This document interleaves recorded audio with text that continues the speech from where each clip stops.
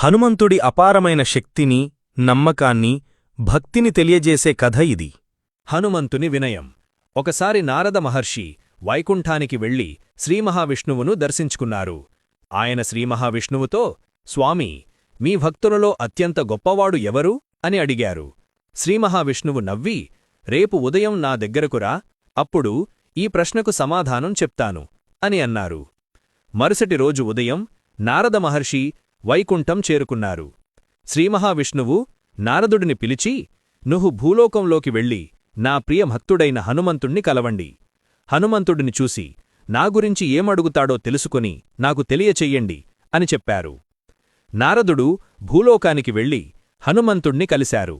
హనుమంతుడు ఆ సమయంలో రాముని నామం జపిస్తూ ఆయనని ధ్యానిస్తూ ఉన్నారు.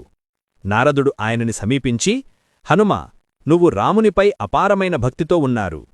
రాముడికి నమస్కరించాలని నీకు ఉందా అని అడిగారు.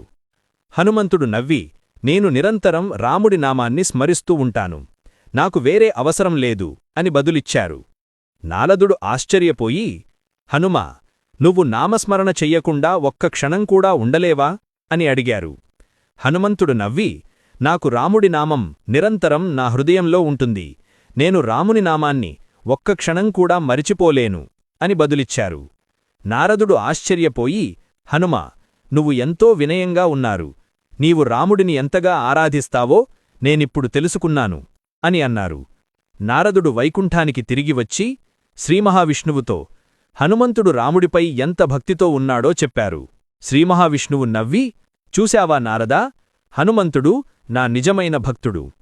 ఆయన నా నామాన్ని నిరంతరం స్మరిస్తూ ఉంటాడు. ఆయనకు నా భక్తి, సేవ తప్ప వేరే ఏమీ అవసరం లేదు అని అన్నారు. ఈ కథ యొక్క నీతి ఏమిటంటే, నిష్కపటమైన భక్తి మరియు వినయం భగవంతుడికి అత్యంత ప్రియమైనవి.